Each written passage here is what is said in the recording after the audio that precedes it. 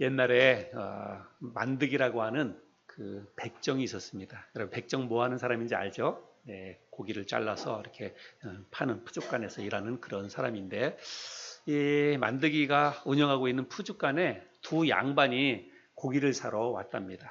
근데 이제 첫 번째 온 그 양반이 어이 만득이 고기 한 근 주게 이렇게 얘기를 하는 거예요. 그랬더니 만득이가 네 하면서 고기를 한 근을 잘라서 그 양반에게 전달해 주었습니다.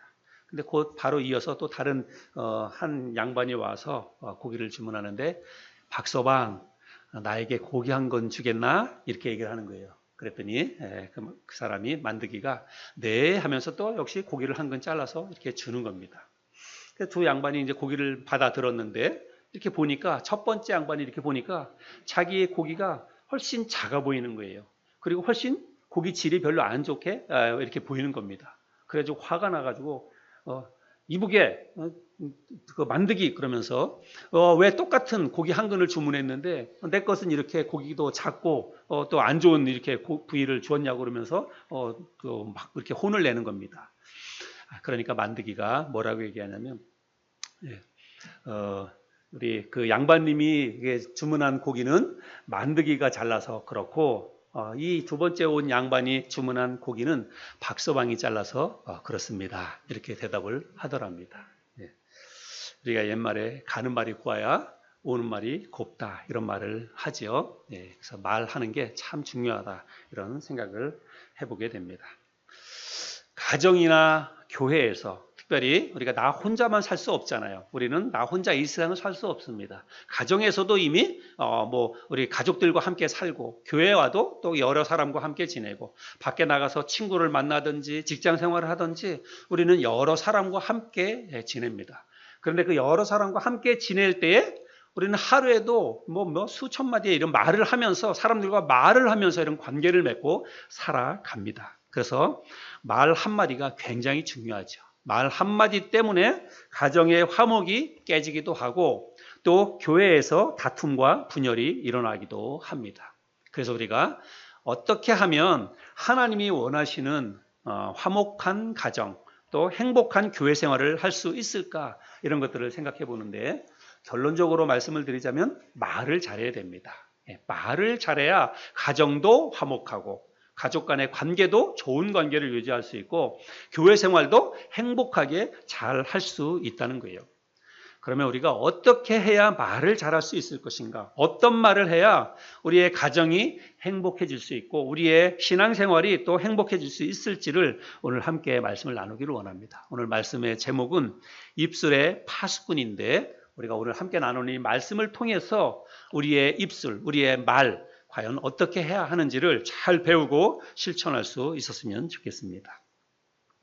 말의 힘, 말의 영향력에 대해서는 제가 굳이 설명하지 않아도 이미 우리 자신들이 잘 알고 있으리라고 생각합니다. 말이 너무 중요하다라고 하는 것은 우리가 잘 알죠. 그래서 말 한마디 잘하면 자다가도 떡이 생기기도 하고 또 말 한마디 잘해서 수천억의 계약이 이루어지기도 하고 그게 깨지기도 하고 말 한마디에 달려 있는 것들을 보게 됩니다. 물론 반대의 경우도 있어요. 말 한마디를 잘 못해서 패가 망신하는 그런 경우도 실제로 우리의 삶 가운데 많이 일어나는 것을 볼 수가 있습니다. 오늘은 일상생활 속에서 우리가 흔히 겪을 수 있는 아주 기분 좋은 이야기 하나를 우리 기분 좋은 낭낭한 목소리로 이렇게 나레이션 해주시는 우리 자매님에게 제가 글을 좀 부탁을 드렸어요. 우리 자매님 이야기를 같이 한번 좀 들어봤으면 좋겠습니다.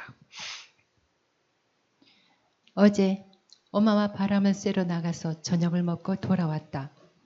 저녁 식사를 할 곳을 정하고 나가지 않았기에 어디로 가야 할지 결정하기가 어려웠다.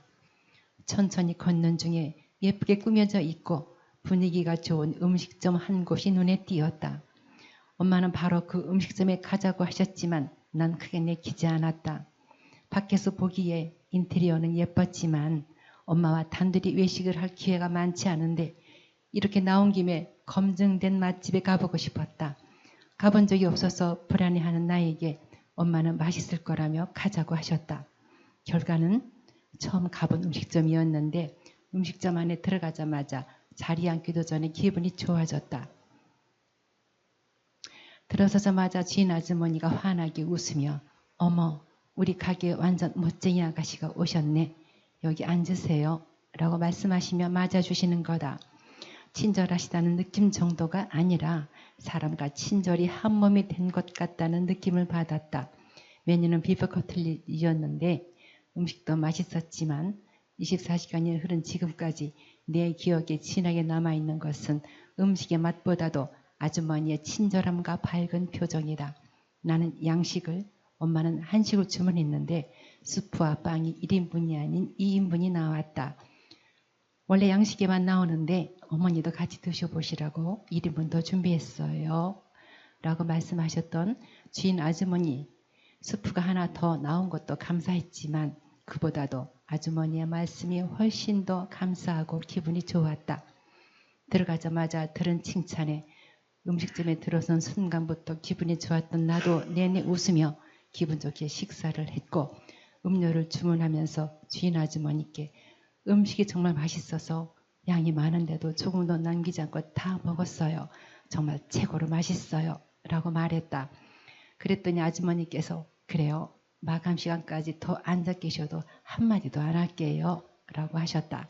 그 말씀에 엄마와 나, 아주머니 모두가 사이좋게 까르르 웃었다. 음식을 다 먹은 후에는 엄마가 먼저 나가시고 내가 그 뒤에 나갔는데 계산할 때 주인 아주머니가 엄마에게 어쩌면 딸을 저렇게 예쁘게 키우셨어요. 정말 너무 예뻐요. 라고 말씀하시는 거다. 자식 칭찬에 기분 나쁜 사람이 어디 있을까? 엄마가 웃으시며 감사하다고 말씀하시는 중에 내가 나가니 아주머니께서 아가씨가 너무 예쁘다며 기념사진을 같이 한 장 찍어야겠다고 말씀하시며 같이 사진 찍어도 되냐고 하신다. 아 정말 앞으로는 내가 이 음식점에 하루에 한 번씩 오는 단골이 되든가 해야지. 이렇게 기분 좋은 저녁이라니 그것도 처음 가본 곳에서 정말 행복한 시간이었다. 비프 커틀렛의 양이 많아서도 아니고 수프를 1인분 더 주시죠도 아니고 주인 아주머니의 말 한마디 덕분에 행복한 시간이었다. 말 한마디가 가진 힘이 무서울 정도로 이렇게 크다. 처음 가본 곳이라 확신 없이 들어갔던 음식점에서 나올 때는 하루에 한 번씩 올까 하는 생각까지 하며 나오다니 말 한마디가 사람 생각까지도 이렇게 바꾸는 힘이 있다는 것을 새삼 느끼게 된다. 네, 우리가 보통 겪을 수 있는 일들, 우리도 겪어봤던 그런 일들이죠. 예, 식당에 가서 기분 좋게 주인 아주머니의 칭찬으로 맛있게 식사를 하고 또 그 식당에 대한 좋은 인상을 갖게 된 그런 좋은 이야기였습니다. 여러분 창세기 11장에 보면 바벨탑 사건이 기록되어져 있습니다. 우리가 모두 다 알고 있는 그런 사건인데 인류가 번성하면서 사람들의 생각 속에 사람들이 무슨 생각을 하냐면 우리가 탑을 하늘 끝까지 높게 쌓아서 우리의 이름을 전 세상에 다 알리자. 사람들이 이제 그렇게 생각해서 높게 힘을 모아서 탑을 쌓고 있었습니다. 그때 하나님께서 그것을 보시고 하나님께서 가만두면 안 되겠다 해서 이들을 흩어버리셨습니다. 근데 하나님께서 그들의 계획을 어떤 방법으로 막으셨어요? 예, 말을 혼잡하게 하심으로 말을 뒤섞어 버린 거예요. 그래서 서로 말이 통하지 않도록 여러분 말이 통하지 않으면 얼마나 답답합니까? 그렇죠? 예, 우리가 집안에서도 두 사람만 있어도 서로 말이 통하지 않으면 너무 답답해요. 그 사람하고는 이야기를 할 수 없습니다. 그래서 서로 말을 알아들을 수 없도록 하나님께서 하심으로 인해서 그들의 계획을 교만한 그들의 계획을 하나님이 막으신 것을 볼 수 있습니다. 네, 그래서 말이라고 하는 게 그만큼 사람들의 삶에 큰 영향을 미친다는 것을 알 수 있지요. 성경에 보면 말의 중요성, 말의 힘에 대해서 가르쳐주는 말씀들이 많이 기록되어져 있는데 그 가운데 대표적인 것이 야고보서 3장이라고 생각이 됩니다. 야고보서 3장 2절부터 8절까지인데요. 제가 한번 읽어볼까요? 우리가 다 실수가 많으니 만일 말에 실수가 없는 자라면 곧 온전한 사람이라 능히 온 몸도 굴레 씌우리라. 우리가 말들의 입에 재갈 물리는 것은 우리에게 순종하게 하려고 그 온몸을 제어하는 것이라.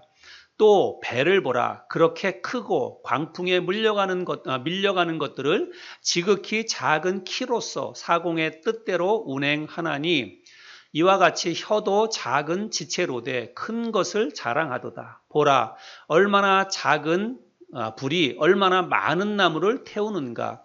혀는 곧 불이요 불의의 세계라. 혀는 우리 지체 중에서 온몸을 더럽히고 삶의 수레바퀴를 불사르나니 그 사르는 것이 지옥불에서 나느니라. 여러 종류의 짐승과 새와 벌레와 바다의 생물은 다 사람이 길들일 수 있고 길들여 왔거니와 혀는 능히 길들일 사람이 없나니 쉬지 아니하는 악이요 죽이는 독이 가득한 것이라. 말의 파괴력이 얼마나 크고 놀라운지를 우리가 이 말씀을 통해서 잘 알 수 있습니다. 작은 성냥개비 하나로 온 집을 다 불태우는 것을 볼 수 있습니다. 여러분, 담뱃불 하나를 잘못 버려서 온 산을 다 불태우는 것도 우리가 볼 수 있습니다. 말 한마디는 작은 말 한마디에 사람을 죽이기도 하고 사람을 살리기도 하는 그런 무서운 독이 사람의 말 속에 담겨 있다라고 성경은 이야기를 하고 있습니다. 이렇게 무서운 파괴력을 가지고 있는 게 사람의 말인데 더 심각한 문제는 뭐냐면 그 사람의 말을 사람들이 잘 조절하거나 잘 통제할 수가 없다는 것입니다. 우리가 우리 말을 하는 이 혀를 길들일 사람이 세상에 아무도 없다. 그렇게 이야기를 하고 있습니다. 금방 읽었던 말씀에 보면 아주 힘센 말도 재갈을 씌워서 그 힘센 말을 통제를 할 수 있다는 것입니다. 그리고 바다를 떠다니는 그 큰 배도 사실은 작은 키, 그 동그랗게 생긴 그 작은 키 하나로 그 큰 배를 왼쪽으로도 가고 오른쪽으로도 가고 그거를 이렇게 자유스럽게 조절을 하는 거예요. 그런데 여러분, 우리의 이 혀, 우리 사람의 입에 있는 그 작은 새치 혀는 통제하거나 이걸 조절할 수 있는 그런 사람이 없다. 그래서 이제 말이 중요하다라고 하는 거죠.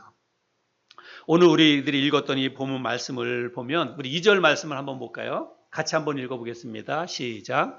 모든 지킬 만한 것 중에 더욱 내 마음을 지키라. 생명의 근원이 이에서 남이니라. 모두 지킬 만한 것보다 더욱 네 마음을 지키라. 이렇게 말하고 있습니다.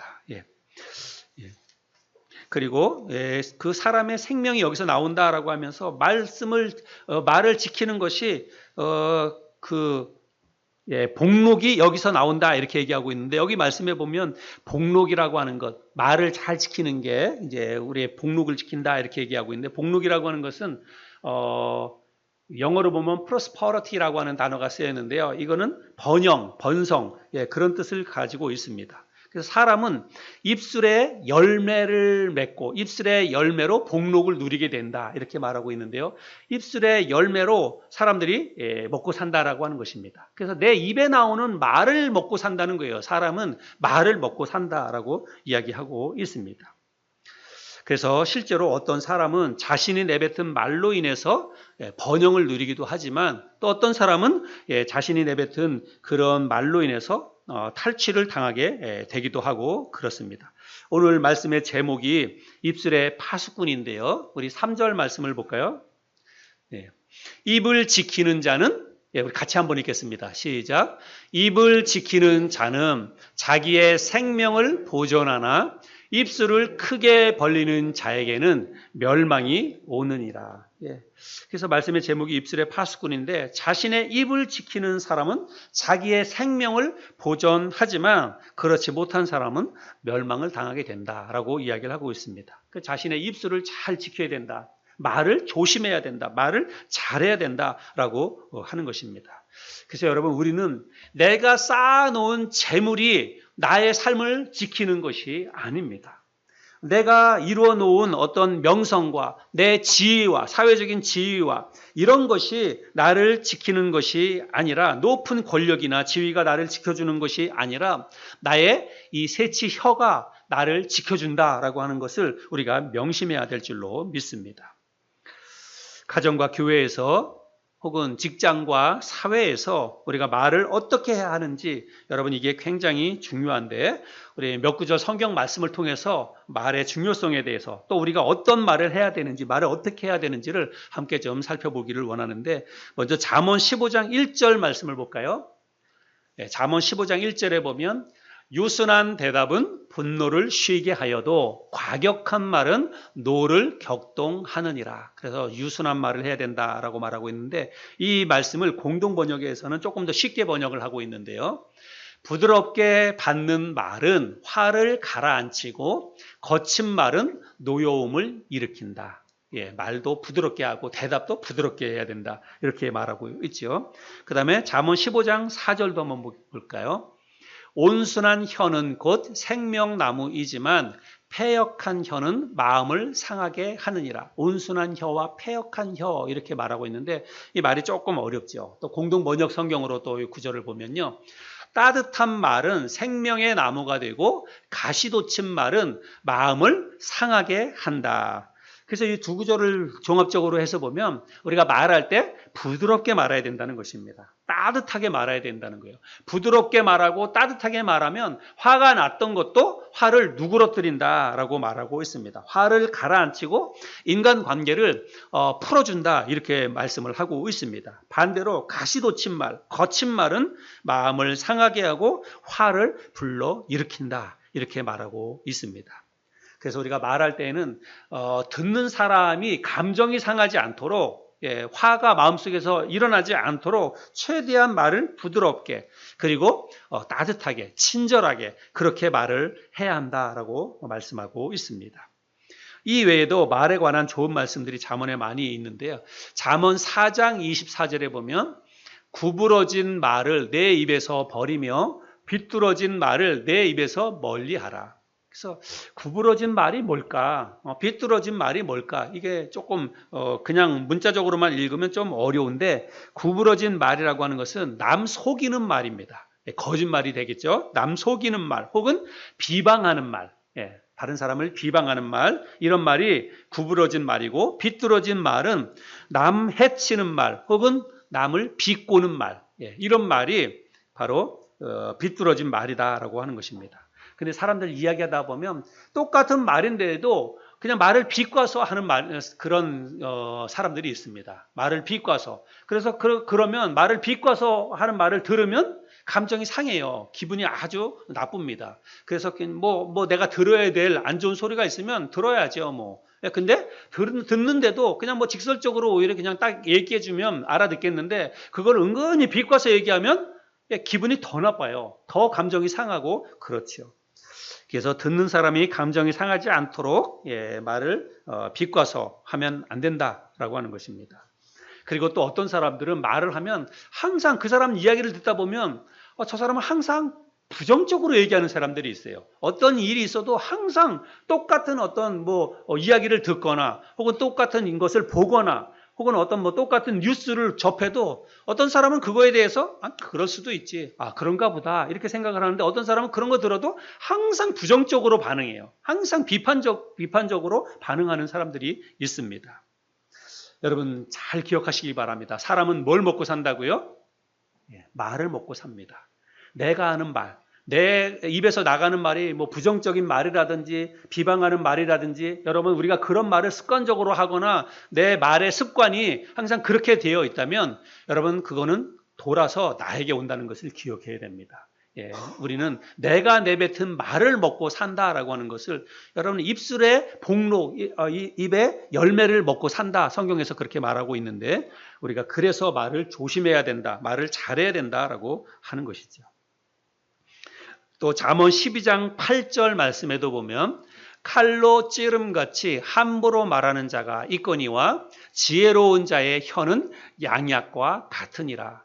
칼로 찌름같이 함부로 말하는 사람이 있다라고 말하고 있습니다. 그래서 이거는 상대방의 아픔이나 감정을 고려하지 않고 그냥 아무 생각 없이 내뱉는 말이에요. 이게 바로 칼로 찌르는 것처럼 함부로 말하는 것입니다. 함부로 말한다는 것은 별 생각 없이 깊은 생각하지 않고 그냥 쉽게 내뱉는 말이 바로 함부로 말하는 것이 되는 것입니다. 그래서 우리는 아무리 바른 말이라 할지라도 때와 장소를 가려서 할 수 있어야 돼요. 그리고 사람의 형편이나 그 사람이 당한 지금 처지나 상황이나 이런 것들을 고려해서 우리가 이야기를 할 수 있어야 됩니다. 우리 여러분 욥기 성경을 잘 알잖아요. 욥이 큰 고난을 당했잖아요. 하루아침에 그의 10명의 자식이 하루아침에 목숨을 잃었습니다. 그의 수많은 재산이 하루아침에 다 없어졌어요. 빈털터리 거지가 되어버렸습니다.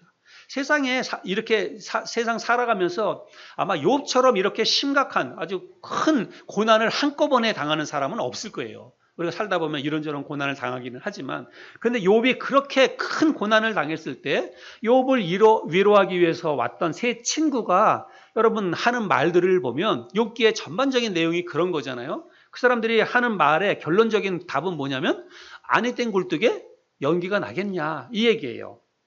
여러분 아니 땡 굴뚝에는 연기가 날 수가 없어요. 그 말은 그 말 자체는 맞는 말이에요. 그런데 지금 욥이 당한 형편과 상황을 고려해서 이야기를 해야 되는데 이 세 친구들은 아니 땡 굴뚝에 연기가 나겠느냐.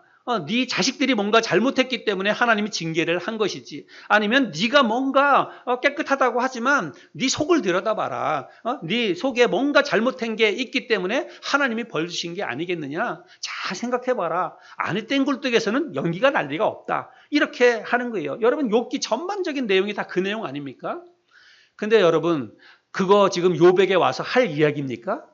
여러분 그게 아니 땡 굴뚝에 연기가 안 난다는 그 말은 맞는 말이지만 상황과 형편과 그 사람이 처한 처지와 이런 것을 보면서 이야기를 할 수 있어야 된다는 거예요. 그렇게 하지 못하는 게 바로 칼로 찌르는 것처럼 함부로 말한다는 것입니다. 얼마나 아픕니까? 욥이 그 세 친구의 그런 말을 듣고 얼마나 아파했습니까? 우리가 욥기 성경을 읽어보면 그런 내용들을 알 수가 있지요. 우리는 절대로 그런 사람들이 되어서는 안 됩니다. 아무리 바른 말이라 할지라도, 아무리 그 사람에게 그런 잘못이 있다 할지라도 우리가 그렇게 그냥 칼로 찌르는 것처럼 그 사람을 후벼 파는 그런 말은 해서는 안 됩니다. 할 수만 있다면 위로하고 격려하고 용기를 줘서 스스로 잘못을 깨닫고 나올 수 있도록, 우리가 누가 나한테 그런 말 하지 않아도, 칼로 찌르지 않아도 가장 그런 것을 잘 아는 사람은 내 자신이에요. 내 자신이 내 자신을 돌아볼 줄 압니다. 사람은 다 양심이 있고 또 하나님께 주신 성령이 있기 때문에 알아요. 그런데 그거를 누군가가 막 파헤치면 오히려 더 우리의 마음속에서 더 슬프고 또 아픔이 있는 거죠. 잠언 또 25장 15절에 보면 또 이런 말씀이 있습니다. 오래 참으면 관원도 설득할 수 있나니 부드러운 혀는 뼈를 꺾느니라. 뭔가 정말 우리가 하소연을 하거나 호소를 하거나 설득을 해야 될 일이 있을 때는 오래 참으면서 설득을 해야 됩니다. 근데 이 말씀에 보면 부드러운 혀는 뼈를 꺾는다. 부드러운 혀는 뭐 한다고요? 뼈를 꺾는다. 이 말은요, 부드러운 혀는 뼈도 녹일 수 있다라고 하는 말인데요. 내가 부드럽게 이야기하면 어떤 사람도 설득할 수 있다라고 하는 거예요. 여러분, 우리 그 사람을 설득하려면 막 자기 주장을 이야기하고 자기가 다 준비한 거, 옳은 것을 가지고 그 사람을 막 이야기하면 설득이 될 것 같지만, 여러분, 사람은 그렇게 해서 설득이 안 된다는 것입니다. 정말 겸손한 마음으로, 부드러운 마음으로, 친절한 마음으로, 따뜻한 말로 그 사람에게 계속 그런 이야기를 하는 거예요. 그렇게 할 때, 그야말로 가랑비에 옷 젖는 것처럼 그 사람이 나중에는 설득이 될 수 있다라고 하는 것입니다. 여러분, 하나님 말씀을 믿으세요. 하나님 말씀은 진리입니다. 그래서 부드러운 혀는 뼈를 꺾는다. 그래서 부드럽게 말하는 게 사람을 감동시키고 사람을 설득시킬 수 있다. 여러분, 부부지간에 부부싸움을 하더라도요, 그냥 있는 대로 내가 잘못 안 했는데 그냥 자기 잘못 안 한 거에 대해서 막 큰 소리로 이야기하면 여러분, 사람 설득이 안 돼요. 그러면 그것 가지고 더 언성이 높아집니다. 그런데 그냥 조금 시간이 지나서 차분하게 자기에 대해서, 자기의 감정이라든지 뭐 자기가 한 것에 대해서 그냥 차분하게 부드러운 말로 계속 이야기하다 보면 사람이 생각하게 되어 있습니다. 그래서 나중에는 그 설득을 시킬 수 있다. 성경에서 그렇게 말씀을 하고 있습니다. 방금 말씀드린 이런저런 이야기들을 통해서 우리가 인간관계를 좋게 할 뿐만이 아니라 우리의 가정을 살리고 또 우리의 그 교회를 바르게 세워나가는 말이 어떤 것인지를 우리가 좀 생각해 보고 이것들을 우리 각자의 삶에서 잘 실천할 수 있는 저와 여러분이 되었으면 좋겠습니다.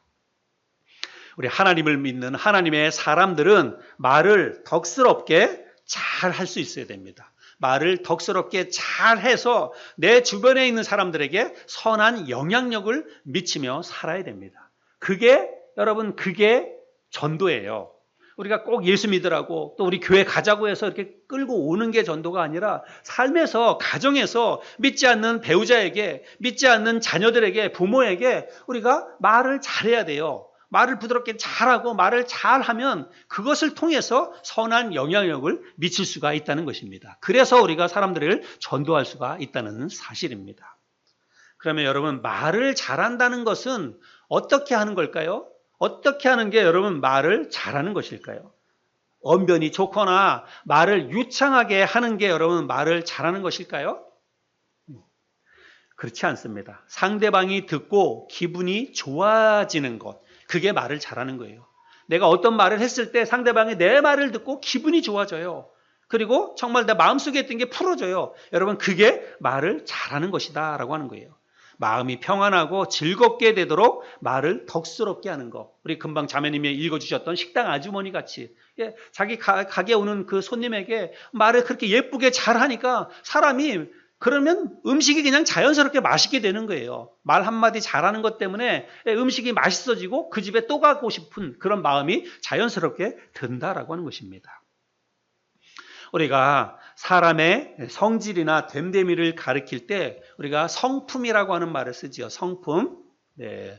한자로 보면 성품인데 여러분 사람의 됨됨이 그게 성품인데 여러분 성품이 뭘로 결정됩니까?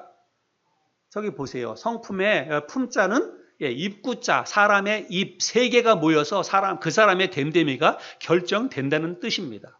그 사람의 됨됨이, 사람의 성품이 뭘로 결정됐냐면 그 사람이 하는 말을 통해서 그게 드러난다라고 하는 거예요. 그래서 우리가 보통 저 사람 성질이 고약해, 성격이 아주 괴팍해 그렇게 말할 때 우리가 대충 뭘 보고 그 사람에 대해서 그런 판단을 내립니까? 그 사람이 하는 말을 듣고 그래요. 그 사람이 하는 말을 듣고 저 사람 성질이 아주 더러워, 뭐 성격이 괴팍해, 그런 우리 고약해 우리가 그런 말들을 하지요. 제가 언젠가도 우리 옆 건물 그 건물주 사장님 이야기를 했지만 남 얘기하면 좀 그렇긴 하지만 그 남자 어르신이요 정말 제가 보기에도 너무 성질이 좀 괴팍합니다. 그 자기 주차장에 차가 한번 대려고 한 것도 아니고 차가 거기다 돌려가려고 차를 후진해서 잠깐 들어왔는데 그 앞에 그 어르신이 서 있었어요. 막 소리를 지르면서 나중에 막 욕을 하면서 여기 남이 주차장에 왜 차를 대냐고, 차를 대려고 한 것도 아니고 후진해서 들어왔다가 나가려고 했는데 막 소리를 지르는 거예요. 그러니까 그 사람이 얼마나 당황합니까? 그러니까 그 사람도 뭐 감정이 있으니까 또 이야기하겠죠. 차 대려고 한 게 아니라 뒤로 뺐다가 다시 들어갈래. 남이 주차장에 왜 들어오냐는 거예요. 그거 잠깐을 못 봐주는 것입니다. 그래가 좀 막 나중에는 그것 때문에 싸워요. 이 새끼 저 새끼 욕하면서. 제가 너무 우리 교회가 저기에 우리 교회를 어찌하는 게 너무 감사하다 이런 생각이 들었습니다. 정말 그 말하는 거 하나를 보면서도 참 그 사람의 성품이 어떻다라고 하는 것들을 판단하게 되는데 여러분 우리가 말을 정말 부드럽게 잘할 수 있어야 됩니다. 말이 그 사람의 인격을 드러내고 그 사람의 성품을 드러내기 때문에 그렇습니다. 그래서 우리 그리스도인들은 주변 사람들에게 선한 영향력을 미치고 살아가야 되는데 여러분 뭘 가지고 우리가 선한 영향력을 미칠까요? 말을 가지고. 내 주변에 있는 사람들에게 여러분 가장 중요하고 가장 큰 영향을 미치는 것은요. 내가 그 사람에게 뭐 아무리 잘해주고 선을 많이 베푼다 할지라도 그 사람에게 가장 영향력을 미치는 것은 내 입을 통해서 나가는 말입니다. 내 말 한마디로 인해서 사람들이 어떤 내가 저 사람 따라서 한번 저 교회 가볼까? 이런 생각을 할 수도 있고 그 사람의 입을 통해서 나오는 말을 통해서 예수 믿는 사람들은 다 똑같아. 예수 믿는 사람들 하나 믿을 게 없어. 이렇게 생각할 수도 있습니다. 뭐를 보고요? 내 입에서 나가는 말을 보고서. 그래서 우리 그리스도인들은 말을 정말 잘해야 한다는 것입니다. 그래서 이 말이 가장 쉬운 것 같지만 사실은 가장 어려운 것이다 라고 하는 것을 우리들이 기억해야 됩니다. 그래서 우리는 선한 영향력을 미치는 정말 좋은 말을 해야 되는데 선한 영향력을 미치는 그런 말은 품격 있는 말이다라고 저는 생각합니다. 여러분 말에도 품격이 있습니다. 여러분 말에도 품격이 있다라고 하는 것을 여러분 정말로 잊지 마시기를 바랍니다. 그러면 어떤 말이 품격이 있는 말일까? 어떤 말이 품격 있는 말일까? 많이 배운 사람의 입에서 나오는 말이 품격 있는 말일까요? 학문이나 사회적 지위가 높은 사람의 입에서 나오는 말이 여러분 그런 말이 품격 있는 말일까요? 그렇다면 우리 정치하는 사람들의 입에서 나오는 말은 다 품격 있는 말이어야 됩니다. 근데 여러분 정치인의 입에서 나오는 말이 다 품격 있습니까? 예. 오히려 그렇지만 않은 것을 보게 됩니다. 우리 여기 설진덕 부형님 계시는데 제가 교제하고 그랬는데 주변에 우리 설진덕 부형님 친구분이나 주변에 있는 사람들 대단한 분들 많이 있죠. 그 학문적으로 그렇고 많이 배운 사람들입니다. 근데 한번 생각해 보세요. 주변에 있는 사람들 입에서 나오는 말이 다 품격 있던가요? 안 그렇잖아요. 그렇죠? 그러니까 많이 배운 사람이라고 해가지고 그 사람의 입에서 나오는 말이 다 품격 있다? 여러분 그렇지 않다는 것입니다. 예, 많이 배운 것과 관계없어요. 품격 있는 말은 내 입장이나 내 감정이나 내 생각으로 내뱉는 말이 아니라 상대방의 입장에서 한 번 더 생각해보고 상대방의 상황이나 상대방의 형편을 고려해서 기분이 상하지 않도록 그 사람의 감정이 상하지 않도록 배려할 수 있는 말. 여러분 이런 말이 품격 있는 말이다. 저는 그렇게 생각을 합니다. 그래서 주변 사람들에게 우리가 이렇게 품격 있는 말을 해서 선한 영향력을 미쳐야 되는데 제가 어떤 말이 품격 있는 말인지를 간단하게 세 가지만 말씀을 드리고 오늘 말씀을 마치도록 하겠습니다. 첫 번째 품격 있는 말은 부드러운 말입니다. 같이 한번 따라해 주세요. 시작. 부드러운 말. 부드러운 말입니다. 우리가 잠언 말씀에서도 읽었지만 유순한 대답, 올량한 혀. 유순한 대답과 올량한 혀에 대해서 말씀을 드렸는데 부드럽게 말하는 것입니다. 그런데 여러분 부드럽게 말하는 것이 어떤 말일까요? 어떻게 하는 게 부드럽게 말한다는 것일까요? 그냥 차분히 조용히 말을 조용히 혹은 말을 천천히 말을 작은 소리로 그렇게 하는 게 여러분 부드러운 말일까요? 천성적으로 목소리가 큰 사람도 있습니다. 저희 장인 어르신이 돌아가셨지만 저희 장인 어르신은 목소리가 굉장히 커요. 그래서 한번 이렇게 장모님 장인 어른 댁 가서 밥 먹을 때 되면 하서방 이것 좀 한번 먹어보게. 밥상에서 그러는 거예요. 하서방 이것 좀 먹어보게. 근데 어르신은 늘 말투가 그런 거예요. 그러면 옆에서 장모님이 뭐라고 또 막 하세요. 그냥 놔두라고 얘기하면서 큰 소리로 얘기한다고 이제 타박을 주는 거죠. 근데 저는 지금도 생각하면 장인 어르신이 그렇게 무뚝뚝 하셨지만 참 따뜻했다. 장인 어르신이 사위에게 대해서 정말 따뜻한 분이었다. 이런 생각을 합니다. 그렇게 말을 큰 소리로 했지만 그 말이요. 그게 거친 말이 아니에요. 저는 그렇게 하서방 그냥 정감도 없고 하서방 이것 좀 먹어보게. 그런데도 불구하고 그 말이 그렇게 따뜻하고 지금도 그런 것들이 잊혀지지가 않고 기억에 납니다. 부드럽게 말한다는 것은 말을 조용히 하거나 천천히 하거나 작은 소리로 하는 것이 아닙니다. 상대방의 마음을 상하게 하거나 감정이 상하지 않도록 배려하는 것을 말합니다. 여러분 아무리 조용히 말하고 아무리 말을 차분히 말을 해도 들으면 기분이 상할 때가 있어요.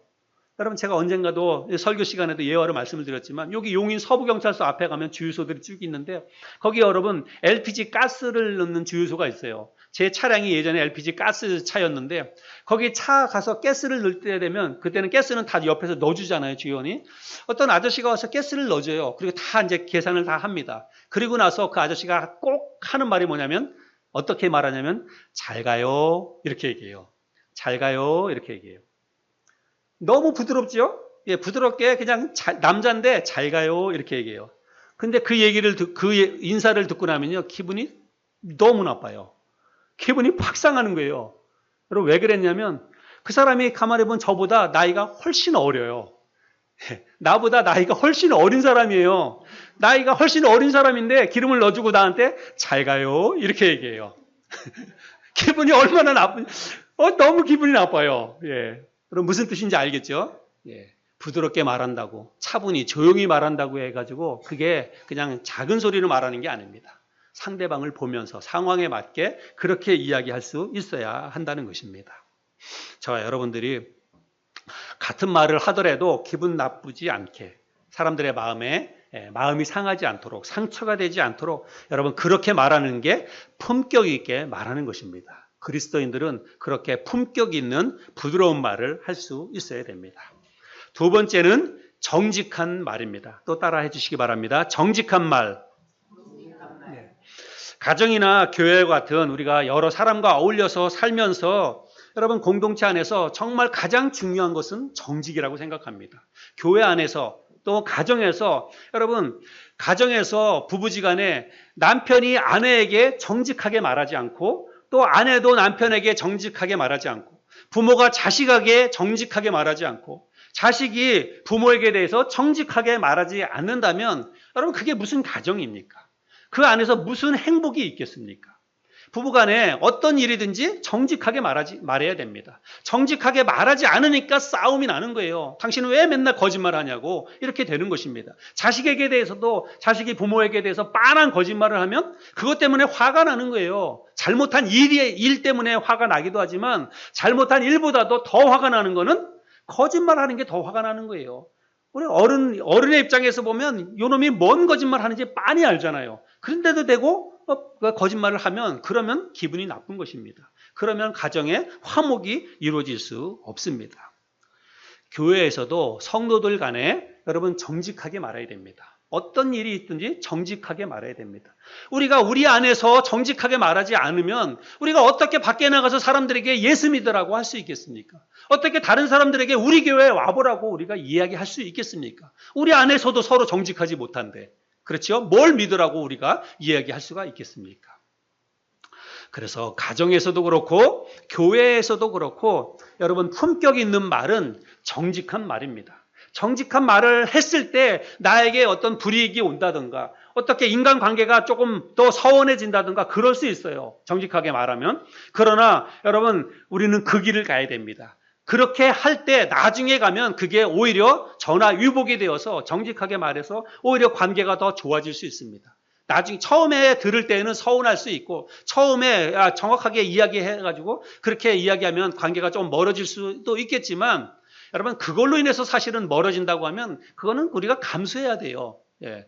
뭐 그걸 거짓으로 숨겨가지고 숨겨가지고 뭐 좋은 관계를 겉으로 포장해가지고 만들어간들 여러분 그게 무슨 유익이 있겠습니까? 그래서 우리는 다른 사람들과의 관계에서 정말 정직해야 됩니다. 특별히 교회 안에서 그리고 가정에서 우리가 이것을 잘 실천할 수 있었으면 좋겠습니다. 이것이 바로 우리 그리스도인들이 해야 될 품격 있는 말입니다. 잠언 4장 24절 말씀에 보면 남 속이는 말은 입에 담지도 말고 남 해치는 소리는 입술에 올리지도 마라. 우리 같이 한번 읽어볼까요? 시작. 네, 다시 한번. 시작. 남 속이는 말은 입에 담지도 말고 남 해치는 소리는 입술에 올리지도 마라. 그래서 우리가 남 속이는 말, 거짓말 이런 말 하지 말고 정직하게 말을 할 수 있어야 됩니다. 그것이 우리 그리스도인들이 실천해야 될 품격 있는 말입니다. 마지막 세 번째는 신중한 말입니다. 다 같이 해볼까요? 시작. 신중한 말. 신중한 말. 신중한 말은 말을 신중하게 하라는 것인데 이거는 말을 조심스럽게 하라 혹은 사려 깊게 하라라고 하는 뜻입니다. 생각을 하고 말하라는 거예요. 아무 생각 없이 그냥 생각나는 대로 입에서 나오는 대로 이야기하지 말고 생각을 해보고 이야기하라는 것입니다. 사사기 11장에 보면 여러분 우리가 잘 아는 이스라엘의 9번째 사사인 입다라고 하는 사람이 있습니다. 입다. 근데 이 입다라고 하는 사람이 서자로 태어났어요. 그래서 서자로 태어나가지고 이복 형제들로부터 늘 구박을 받다가 결국은 할 수 없이 쫓겨나가지고 저 멀리 도비라고 하는 그 이방 땅에 가서 살게 됩니다. 근데 이 사람이 아마 뭐 체격도 그렇고 싸움을 뭐 잘하는 그런 사람이었던 것 같아요. 그 이방 땅에 살고 있었는데 그때 그 암몬 족속이 이 이스라엘 나라를 침범해서 쳐들어오게 됩니다. 그러니까 그 암몬 족속 쳐들어온 그 지역 땅 가운데 길르앗이라고 하는 곳이 있는데 이 길르앗에 있던 이 사람들이 이 입다가 생각이 난 거예요. 장수같이 용맹스러운 그 입다가 생각이 난 것입니다. 그래서 그 입다한테 사람을 보내서 암몬 족속이 전쟁을 쳐들어와서 우리가 위험한 지경에 빠졌으니까 우리를 좀 와서 도와달라 그렇게 이야기를 합니다. 그래서 입다가 이제 이런저런 조건을 걸어가지고 그러면 알겠다. 내가 나가서 이제 전쟁을 치르겠다라고 합니다. 그래서 입다가 이제 나와서 여러 사람을 이끌고 장수가 돼서 전쟁을 치르러 나가는데 그 입다가 전쟁을 치르러 나가면서 뭐라고 이야기를 하냐면 하나님께서 복을 주셔서 만약에 전쟁에서 승리하게 된다면 내가 승리하고 돌아올 때에 가장 먼저 나와서 나를 환영하는 그 사람을 하나님 앞에 번제로 드리겠습니다. 이렇게 여러 사람 앞에서 공포를 하게 됩니다. 그래서 나가서 전쟁을 치렀어요. 그리고 하나님이 도와주셔서 전쟁에서 승리를 합니다. 그래서 개선 장군이 되어서 이제 그 길라 땅으로 돌아오는데 딱 보니까 가장 먼저 앞에서 그 자기를 환영하는 사람을 하나님 앞에 번제로 드린다는 것은요, 불에 태워서 제물로 하나님 앞에 바친다는 거예요. 그렇게 드린다고 했는데 가장 먼저 나와서 환영하는 사람이 누구냐면 딱 보니까 누구예요? 자기의 무남 동료였어요. 자기의 사랑하는 하나밖에 없는 딸입니다. 그러니까 딸의 입장에서는 전쟁에서 승리했다는 소문을 들었는데 자기 아버지가 전쟁에 나갔던 장군이니까 자기 아버지가 돌아온다는 얘기를 듣고 너무 기쁘니까 가장 먼저 달려나갔겠지요. 여러분, 그 달려나오는 딸을 보고 입다가 여러분 마음에 어떤 마음이 들었겠습니까? 하나님 앞에서 내뱉은 말이에요. 결국은 그래서 자기의 딸을 무남동료의 딸을 번제로 드렸어요. 실제로. 불에 태워 제물로 바쳤습니다. 여러분, 말이 이렇게 중요하다는 것입니다.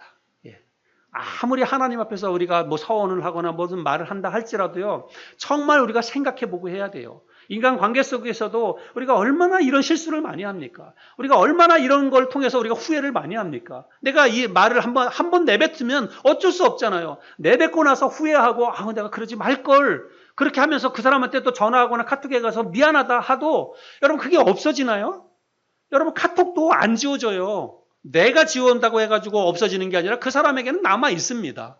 내가 입에서 내뱉은 말은요, 지워지지 않습니다. 특별히 가슴에 새겨지기 때문에 지워지지가 않는 거예요.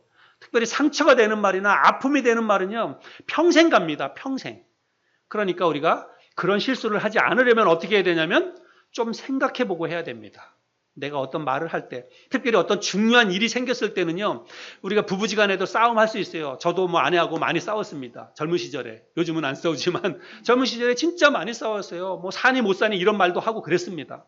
근데요, 정말로 아무리 싸우거나 힘든 일이 있어도요, 극단적인 말 해서 이 사람이 평생 상처가 될 말 같은 거는요, 정말 하면 안 돼요. 근데 우리가 그런 실수를 정말 많이 합니다. 지나고 나면 정말 내가 너무 바보 같다. 너무 후회스럽다. 정말 그때 그런 말 하지 말았어야 했는데 이렇게 후회하는 말들이 너무 많습니다. 지금부터라도 우리가 말을 하기 전에 조금이라도 한번 여유를 가지고 숨 한 번 더 한번 쉬면 돼요. 근데 그냥 막 감정이 격해지면 숨 쉴 틈이 없어요. 그냥 생각나는 대로 막 내뱉으니까. 그때 돌아서서 감정을 조금 누그러뜨리면서 그렇게 한 번만 해도요, 조금 생각해 볼 수 있어요.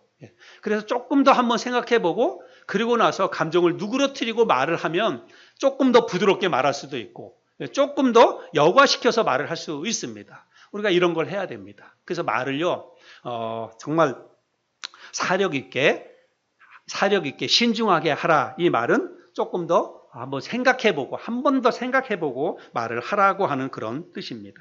그래서 저와 여러분들이 그렇게 말을 할 수 있었으면 좋겠습니다. 그래서 우리가 함부로 말하는 것보다는 차라리 말을 안 하는 게 낫다. 침묵이 낫다. 침묵은 금이다. 이런 말을 하는데 어떤 사람이 이런 말을 했습니다. 사람이 태어나서 말을 배우는 데는 2년이 걸리지만 침묵을 배우는 데는 60년이 걸린다. 지혜로운 사람은 말하기 전에 그래서 반드시 2번 생각한다. 저와 여러분들이 정말 마음에 잘 새겨서 가능하면 입술을 닫아서 침묵할 수 있으면 좋겠습니다. 말을 많이 하다 보면 허물이 드러날 수밖에 없어요. 말을 많이 하다 보면 안 해도 될 말을 할 수밖에 없습니다. 그래서 가능하면 입이 무거운 사람이 되기 위해서 입술을 닫고 그냥 잠잠히 듣다가 보면 그러면 조금씩 생각이 좀 정리가 돼요. 근데 바로바로 대답하다 보면 뭐 정리할 틈이 없으니까. 그래서 정말 막 쏟아붓는 말을 듣는다 할지라도 그냥 좀 먼저 좀 차분히 들을 수 있었으면 좋겠습니다. 오랫동안 듣다가 보면 그러면 우리가 해야 할 말을 정리해서 말을 할 수 있으리라고 생각이 됩니다. 그 사람이 어떤 사람인지는 2가지를 보면 알 수 있다고 하는데 하나는 말하는 것을 보면 그 사람이 어떤 사람인지를 알 수 있고, 하나는 돈 쓰는 것을 보면 그 사람이 어떤 사람인지를 알 수 있다. 사람들이 그렇게 이야기를 합니다. 특별히 우리 그리스도인들을 향해서 이 사람이 정말 믿음이 어떤지, 그 사람의 믿음을 보려면 그 사람이 말하는 것을 보고 그 사람이 돈 쓰는 것을 봐라. 그러면 그 사람이 어떤 사람인지를 알 수 있다. 이렇게 이야기를 합니다. 오늘은 말에 관한 것이니까 여러분, 우리 입을 통해서 나가는 말이 나의 품격을 드러냅니다. 그리고 나의 믿음을 드러냅니다. 그래서 우리가 오늘 들은 말씀을 마음속에 잘 새기고 말을 할 수만 있다면 우리의 입술에 파수꾼을 세워서 말을 덕스럽게 주변 사람들에게 선한 영향력을 미칠 수 있도록, 사람이 나를 만나면 기분이 좋아진다, 그 사람과 함께 있는 시간이 너무 즐겁고 행복하다, 그 사람이 말을 들으면 왠지 내 마음속에 배울 점이 많이 있고 그 사람과 함께 있어서 그 사람이 하는 말을 통해서 나도 내 마음을 다스리고 내가 여러 가지를 배우게 된다. 이런 칭찬을 들을 수 있는 저와 여러분이 되었으면 좋겠습니다. 가정에서 우리 가족들에게 부드럽게 말합시다. 정직하게 말합시다. 그리고 신중하게 말합시다. 우리 교회 안에서 성도들 간에도 부드럽게 말합시다. 그리고 정직하게 말합시다. 그리고 신중하게 말합시다. 이것을 우리가 잘 실천하게 된다면 우리의 가정도 더 행복해지고 우리의 신앙생활, 우리의 교회 생활도 더 행복해질 수 있으리라고 믿습니다. 배운 것을 잘 실천해서 우리의 가정과 우리의 교회가 더 하나님 앞에 칭찬받는 더 행복한 그런 가정과 교회가 될 수 있기를 바랍니다.